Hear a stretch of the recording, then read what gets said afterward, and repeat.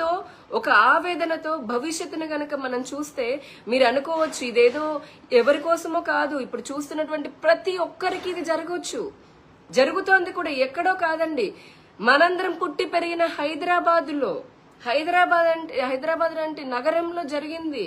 అక్కడ ఈ రోజున వేలాది మంది రోడ్డుపైకి వచ్చి ఎటుపోవన దిక్కుతోచని పరిస్థితులలో ఉన్నారు. ఏంటిది అనుకుంటున్నారా? మా వరకైతే జరగదు, ఇది మా ఆస్తులకి, మా ఇళ్లకి, మా భూములకి ఎటువంటి హాని లేదనుకుంటున్నారా? అయితే ఖచ్చితంగా మీరు పొరపాటు పడ్డట్టే. మనకి దేశం గురించో ధర్మం గురించో మాట్లాడాలి అని అంటే వినే ఓపిక ఉండదు. కనీసం మన ఆస్తుల గురించి, మన భూముల గురించి అయితే ఒక 5 నిమిషాలైనా ఓపిక ఉండాలి. దయచేసి ఈ వీడియోని గమనించి అందరికీ తెలియచేసేలాగా షేర్ చేయండి. It's my request. First time నేను రిక్వెస్ట్ చేస్తున్నాను. ఎందుకనంటే ఎవరు అసలు దీనికి కారణం ఏంటి అని అంటే, హైదరాబాద్ లో ఆర్టీసీ కాలనీ, మౌలాలి, తిరుమల్ నగరు, కాకతీయ నగర్, భరత్ నగర్, సఫీల్గూడ, విద్యానగర్ ఇటువంటివి ఇంకా చాలా కాలనీలలో దాదాపు 750 ఎకరాలలో 750 ఎకరాలు అంటే ప్రైమ్ సిటీలో ఉన్నటువంటి ఈ కాలనీలు మొత్తం 750 ఎకరాలని all of a sudden sub register declare చేసేసారు. ఏమని? ఇది ఈ వేలాది కుటుంబాలకు సంబంధించిన ఆస్తి కాదు, వక్ఫ్ బోర్డుకి సంబంధించింది అని. ఆ వక్ఫ్ బోర్డు క్లెయిమ్ చేసేసుకుంది. అసలు మనకి ఏమైనా అర్థమవుతుందా? మనం తాత ముత్తాతల నుంచి లేదా తాతల నుంచి తండ్రుల నుంచో మనం కష్టపడి కొనుక్కున్నటువంటి ఇల్లు, స్థలము వక్ఫ్ బోర్డు వాళ్ళ స్థలం అని చెప్పని వాళ్ళు క్లెయిమ్ చేయడం ఏంటి? అలా సబ్ రిజిస్టర్ వాళ్ళకి ఇచ్చేయడం ఏంటి? మళ్ళీ మనకి కోర్టుకి వెళ్లే అధికారం కూడా లేకపోవడం ఏంటి? ఇది ఎక్కడో వేరే రాష్ట్రంలో వేరే దేశంలో కాదు కదా, మన హైదరాబాద్ లో జరిగింది, మనం ఉంటున్న కాలనీలో జరిగింది. అంటే రేపొద్దున ఇలానే వచ్చి అది నాకైనా జరగవచ్చు, మీకైనా జరగవచ్చు. ఈ రోజున అక్కడ ఉన్నటువంటి వేలాది మంది కుటుంబ సభ్యులను చూడండి ఒకసారి, ఎంత బాధలు పడుతున్నారో వారికి అర్థం కావట్లేదు. అసలు దీనికంతా రాత్రి కబ్జా చేసినటువంటి ఆ వక్ఫ్ బోర్డు ఏంటి? మొన్న ఈ మధ్య కాలంలో చూసాము, వక్ఫ్ బోర్డుకి సంబంధించి చాలా పెద్ద వచ్చి చాలా మంది అనుకున్నారు ఇదేదో వాళ్ళు ప్రభుత్వ భూములు లాక్కుంటున్నారు, మనకేం మనకు సంబంధం లేదులే అనేసి చాలా మంది హిందువులు కూడా అనుకున్నారు. ఎందుకంటే మనం కులమే ఎక్కువగా ఆలోచిస్తుంటాం కాబట్టి మనకి మతం గురించి అంతవరకు పోలేదు. కానీ ఇప్పుడు సిటీ నడిబొడ్డున మన భూముల్ని, మన ఆస్తుల్ని, మన ఇళ్ళని లాక్కొని ప్రశ్నించే హక్కు కూడా లేదు, మనకు లేకుండా చేశారు అంటే ఖచ్చితంగా తెలుసుకోవాలి కదా. సో 1954లో ఇస్లామిక్ చట్టం ప్రకారము ఇస్లాం ధార్మిక కార్యక్రమాల కోసం అలాగే వారి స్వప్రయోజనాల కోసం అని చెప్పని ఏర్పాటు చేసినటువంటిది వక్ఫ్ బోర్డు. అసలు బేసిక్ గా దేశ విభజనే మత ప్రాతిపదికన జరిగింది. అంటే ఒక మతం వారు, ఇంకా చెప్పాలంటే ఇస్లాంను ఆచరించేటటువంటి మతం వారు మాకు ప్రత్యేక దేశం కావాలి అని చెప్పని అనుకున్న ఒక ముక్కని వాళ్ళు కోరుకొని బలవంతంగా తీసుకొని పోయారు. దానికి అప్పుడున్నటువంటి కాంగ్రెస్ పాలకులు ఎవరైతే ఉన్నారో వాళ్ళు కూడా బాగా సహకరించి మన భూమిని ఇచ్చి సపరేట్ దేశం ఇవ్వడమే కాకుండా అక్కడ విడిపోయినటువంటి దేశస్తులను బుజ్జగించడం కోసం అన్ని రకాలుగా చేశారు, ఎన్నో చేశారు. ఇటు పక్క విడిపోయినటువంటి భారతదేశంలో మెజారిటీగా ఉన్నటువంటి భారతీయులు, ముఖ్యంగా హిందువులను ఏమాత్రం పట్టించుకోకుండా వారు ఆకలి చావులతో చస్తూ ఉన్నప్పటికీ కూడా అక్కడ విడిపోయిన ముక్క పాకిస్తాన్ లో ఉన్నటువంటి ముస్లింల కోసం అప్పటి కాంగ్రెస్ పాలకులు ఎంతో చేశారు. సరే, అది అయిపోయింది. అలా మత ప్రాతిపదికన విడిపోయిన తర్వాత కూడా మెజారిటీ హిందువులున్న ఈ భారతదేశంలో ఇస్లామిక్ చట్టం ప్రకారం వక్ఫ్ బోర్డుని ఏర్పాటు చేయాల్సినటువంటి అవసరం కాంగ్రెస్ కి ఎందుకు వచ్చింది?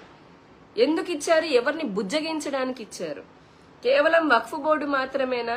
ఆ తర్వాత ముస్లింల కోసము, ముస్లిం మైనారిటీల కోసం అని చెప్పని ఎన్నో ప్రత్యేకమైనటువంటి చట్టాలను తీసుకొచ్చారు. అవన్నీ కూడా మన ధర్మాలని పక్కన, అంటే మన గుళ్ళల్లోనే మనం పూజలు చేసుకునేటటువంటి అవకాశం కూడా కల్పించకుండా ప్లేసెస్ ఆఫ్ వర్షిప్ కానివ్వండి, ఇటువంటివి ఎన్నో ఉన్నాయి. సో వక్ఫ్ బోర్డు గురించే మాట్లాడుకోవాలంటే భారతీయులు, హిందువులు ఎక్కువగా ఉన్నటువంటి ఈ దేశంలో ఇస్లామిక్ చట్టం ప్రకారం వక్ఫ్ బోర్డును ఏర్పాటు చేయడమే కాకుండా 1995లో సుప్రీంకోర్టు కూడా జోక్యం చేసుకోలేనంత అపరిమిత అధికారాలు కాంగ్రెస్ ఎందుకు వక్ఫ్ బోర్డుకి కట్టపెట్టింది? ఈ రోజున మీకు తెలుసా, ఇండియన్ ఆర్మీ, అలానే ఆ తర్వాత స్థానంలో భారతీయ రైల్వేలు, ఆ తర్వాత మూడవ అతిపెద్ద భూ యజమాని లాగా వక్ఫ్ బోర్డు ఉంది. దాదాపు 9,45,000 ఎకరాలు 9,45,000 ఎకరాలు కలిగినటువంటి అతిపెద్ద మూడో భూ యజమాని లాగా వక్ఫ్ బోర్డు తయారైంది. ఆ 9,45,000 ఎకరాలు ఎక్కడివి? దాంట్లో లక్షలాది దేవాలయాల భూములు, అలాగే వేలాది ఎకరాల ప్రభుత్వ ప్రజల ఆస్తులున్నాయి. సో అసలు ఇదంతా మరి వాళ్ళకి ఎక్కడి నుంచి వచ్చిందంటే ఆ వక్ఫ్ చట్టం ఏంటంటే ఇస్లాంను ఆచరించేటటువంటి వారు ఎవరైనా సరే దానంగా వాళ్ళ ధార్మిక కార్యక్రమాల కోసం ఇవ్వచ్చట. లేదు అనంటే ఈ వక్ఫ్ బోర్డు తాము ఏదైనా సరే ఒక స్థలాన్ని, అది గుర్తుపెట్టుకోండి, మీదైనా నాదైనా ప్రజలదైనా ప్రభుత్వానిదైనా దేవాలయాలనైనా సరే ఎవరిదైనా, ఇన్ దట్ కేస్ ఎవరిదైనా సరే ఇది మాది అని క్లెయిమ్ చేస్తే ఆధారాలు నిరూపించకుండానే, అవసరం లేకుండానే ఆ భూమి వారి సొంతం అయిపోతుందట. అసలు ఈ లాజిక్ ఏంటి? ఇది సెక్యులర్ దేశమా? సెక్యులరిజం అనే పదాన్ని రాజ్యాంగంలో ఎమర్జెన్సీ సమయంలో బలవంతంగా చొప్పించారు కదా. మరి అలాంటి బలవంతంగా చొప్పించిన తర్వాత ఈ విధమైనటువంటి ప్రత్యేక అపరిమితమైనటువంటి హక్కులు, అధికారాలు కేవలం ఇస్లాం మతం వారికే ఎందుకు? మరి అలా వాళ్ళకి ఇచ్చే పని అయితే గనక దీన్ని ఏ విధంగా సెక్యులర్ దేశం అని అంటారు? ఒక పక్కనేమో మన దేవాదాయ శాఖలు పెట్టి లక్షలాది దేవాలయ భూములను అన్యాక్రాంతం చేసుకుంటూ కబ్జాలు చేసి వాళ్లే లాక్కొని, ఇంకొక పక్క వేలాది కోట్ల హుండీ డబ్బుల్ని కూడా తీసుకుంటూ సనాతన ధర్మ పరిరక్షణ కోసం అని చెప్పని ఏ చిన్న చట్టాన్ని కూడా చేయలే. 1500 సంవత్సరాల బానిస బతుకుల తర్వాత, పాలన తర్వాత కూడా, స్వాతంత్రం వచ్చిన తర్వాత కూడా ఈ భారతదేశపు ఆత్మైనటువంటి సనాతన ధర్మ పరిరక్షణ కోసము ఒక్క చట్టం కూడా చేయనటువంటి గత పాలకులు, కాంగ్రెస్ పాలకులు కానివ్వండి, ఆ తర్వాత ఈ దేవాదాయ శాఖ పెట్టిన రాష్ట్రాల్లో పెట్టినటువంటి డిఎంకే కానీ, ఇప్పుడు వక్ఫ్ బోర్డుకి సపోర్ట్ ఇచ్చేటటువంటి సమాజ్వాదీ పార్టీ కానీ, టీఎంసీ కానీ, ఎంఐఎం కానీ, ఇటువంటివన్నీ కూడా మరి పారదర్శకత కావాలి అని చెప్పని వక్ఫ్ బోర్డులో సవరణల కోసమని బీజేపీ కేంద్ర ప్రభుత్వము సవరణలు తీసుకొస్తే వద్దు మతపరమైనటువంటి అంశాల్లో ప్రభుత్వ జోక్యం వద్దు, పెత్తనం వద్దు అని అంటున్నారు. మరెన్నో దశాబ్దాలుగా కేవలం హిందూ దేవాలయాల పైన ప్రభుత్వ పెత్తనం చేస్తోంది కూడా ఇలా వద్దు అనేవాళ్లే కదా. అంటే వారికి ఒక న్యాయము, ఇక్కడ సనాతన ధర్మానికి వచ్చేటప్పటికి హిందువులకి మనకొక న్యాయమా? ఇంకొకటి అత్యంత దారుణమైన విషయం ఏంటంటే, అసలు ఇది దారుణం. ఈ రోజున ట్విట్టర్ లో మీరు చూస్తే ఎక్స్ లో ఫారినర్స్ కూడా మాట్లాడుకుంటున్నారు. 1500 సంవత్సరాల కిందట కట్టినటువంటి హిందూ దేవాలయాన్ని 1400 సంవత్సరాల కిందట ఏర్పడినటువంటి ఇస్లాం మతం ఎలా నాది అని క్లెయిమ్ చేస్తుంది. కర్ణాటకలో పెద్ద ఇష్యూ జరుగుతుంది. 1500 ఎకరాలకు సంబంధించి ఇష్యూ జరుగుతుంది. మన తమిళనాడులో చూసాం, ఒక ఊరు అంతా కూడా వారికి తెలియకుండా వక్ఫ్ బోర్డు ఇది మాది అని చెప్పింది.